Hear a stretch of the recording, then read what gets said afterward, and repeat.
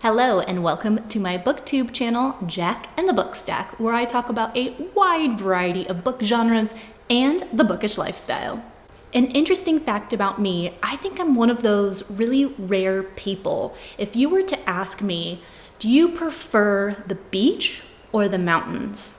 I will hands down 100% of the time choose the mountains. Not that I don't love the beach or like the beach, but I feel like they're typically too crowded, and I just love being in awe of nature, and being in the mountains really gives me that feeling. Every summer, I try to take at least one trip to escape the brutal desert temperatures of Phoenix, Arizona, and I make the journey up north to the mountains. There's a lot of different areas that I can go to in about 2 to 3 hour drive. I love this because I get that nature vibe, being in the trees, the cool, fresh air, the mornings and the evenings. You always need a sweater of some sort, or at least I do, because I am a desert creature.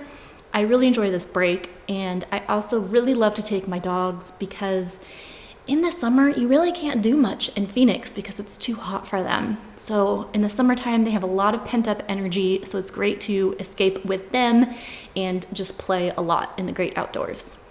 This vacation preference has also influenced me for one of my favorite things in books, which is an isolated cabin setting. I sat down and I made a list of all the books I could think of across all genres that had this exact setting. So even when I can't make it up to the mountains or up to a cabin for a couple days of escape, maybe I can escape in a good book. What is the first book at the top of your mind for an isolated cabin setting? Please comment down below, because maybe you have another idea and I would love to add to this list. Kicking things off is a book that is technically in the romance genre, although it does have an element of fantasy.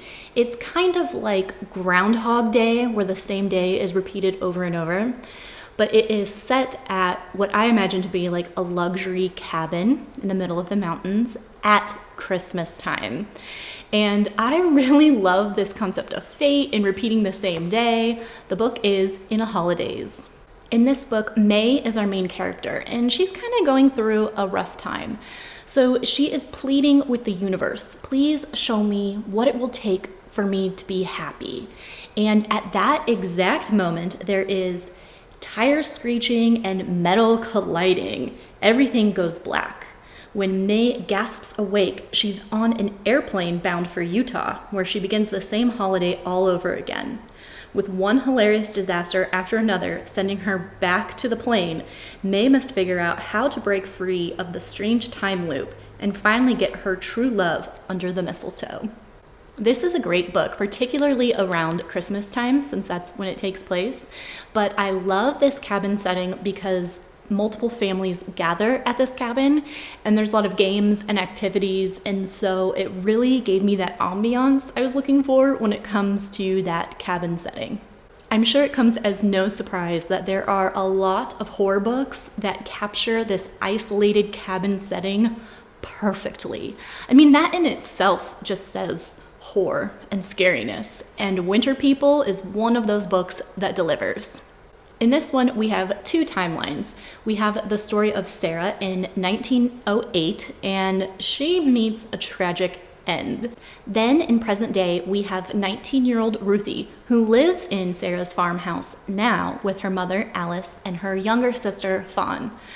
Alice, the mother, has always insisted they live off-grid. So when I say isolated cabin, I mean this is truly isolated. Not even any Wi-Fi. Can you imagine?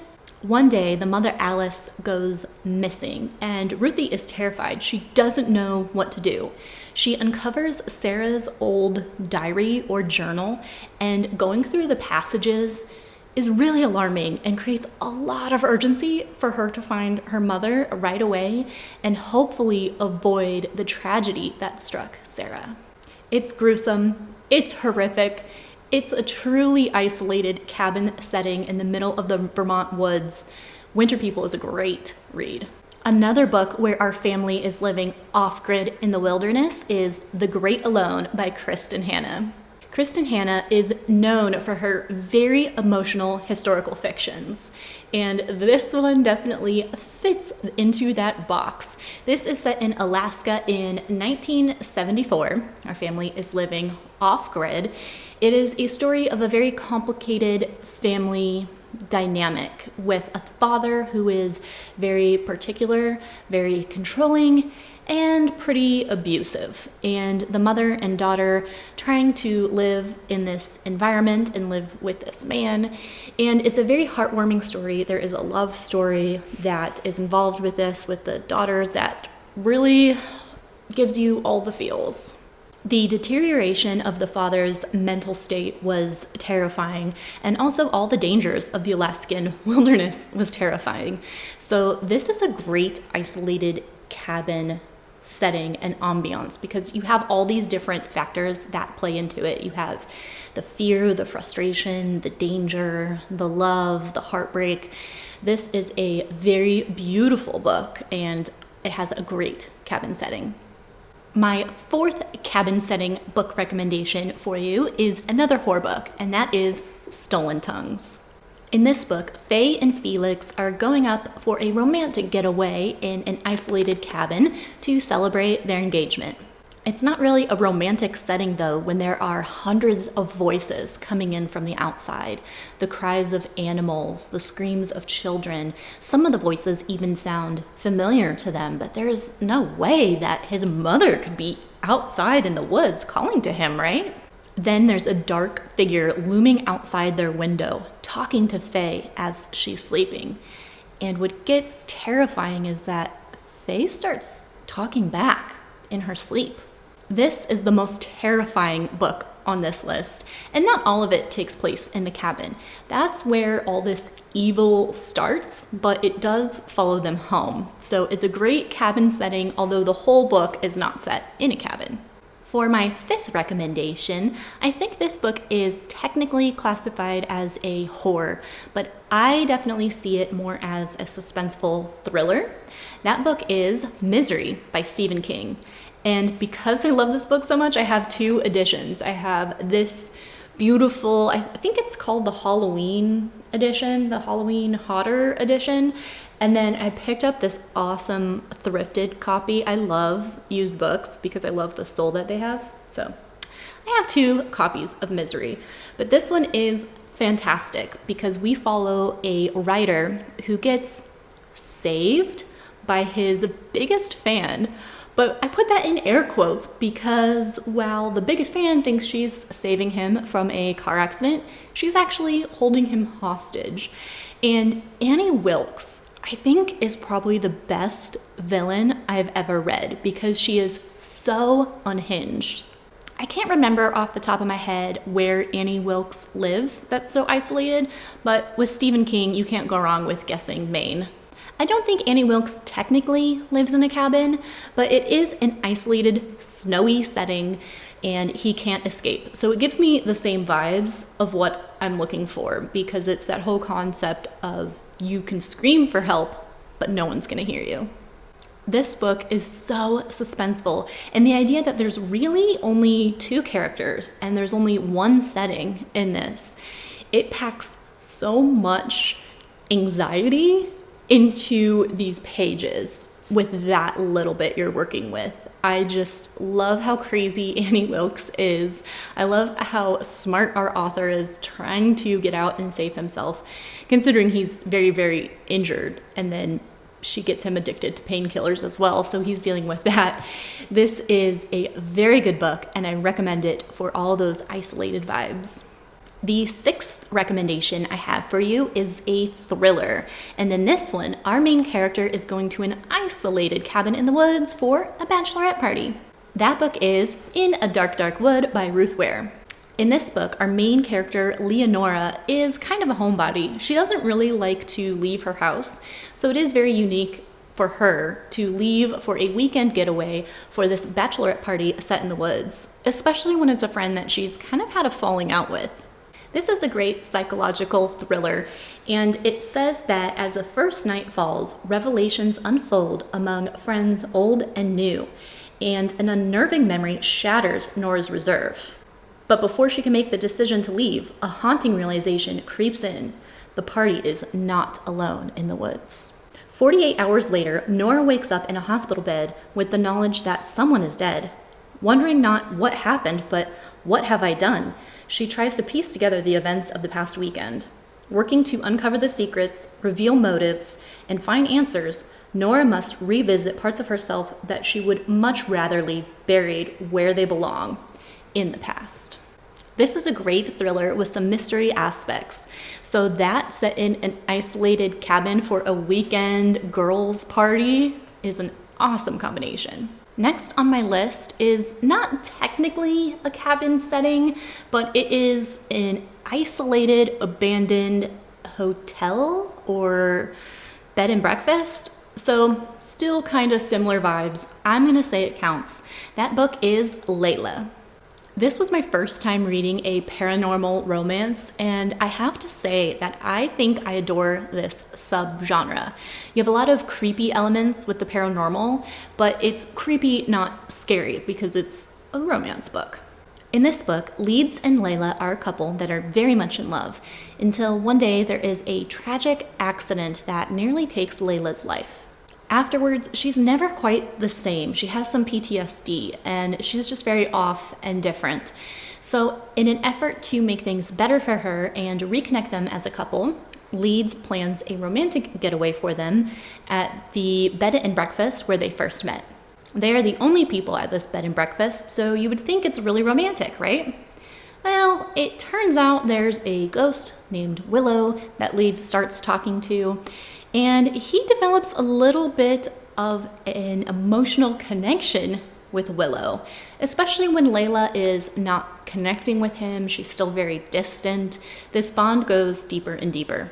Part of the summary on the back of the book says, as his curiosity for Willow grows, his decision to help her find answers puts him in direct conflict with Layla's well-being. Leeds soon realizes he has to make a choice because he can't help both of them. But if he makes the wrong choice, it could be detrimental for all of them. So once again, even though we don't have the actual cabin setting, I think the isolated bed and breakfast is another really cool vibe. It gives you that creepiness. You have this complicated love story. I really enjoyed Layla. Next up is a book that I haven't read yet, so I can't technically recommend it, but it's one that I'm sure will be interesting, and it has an isolated lake house setting. I'm talking about Gerald's Game by Stephen King. In this one, a husband and wife go for a romantic getaway, which seems to be the introduction to a lot of really scary cabin books, so maybe I need to not plan a date in a cabin. Anyways, this couple goes for their getaway. Their names are Gerald, I think, and the wife's name is Jessie. And they decide to spice things up a bit, and Gerald handcuffs Jessie to the bed to have a little fun. Things take a turn though, because Gerald dies, and Jessie is still handcuffed to the bed, unable to get free. If that's not terrifying enough, Jessie realizes she is not alone in the house. I am so excited to check out this book. That is an interesting spin on the isolated cabin setting. The next book on my list is a taboo romance on Kindle Unlimited. The book is Credence by Penelope Douglas. In this book, we have a girl who is orphaned and doesn't have anywhere to stay. So she goes to live with her uncle in the remote woods of Colorado. She goes to live with her new guardian and his 2 sons, I believe. And long story short, but a romance happens between all of them. So we've got a reverse harem situation, and it's taboo because it's her guardian and his sons. So you've got like boyfriend and boyfriend's dad aspect. Penelope Douglas is definitely known for dark romance, taboo romance. I've read Birthday Girl by her, and I was kind of so-so. I think I was leaning more towards not liking it, but I do want to give another one of her books a try, and Credence, with its isolated cabin setting in the Colorado mountains, sounds unique, so I might give this one a try.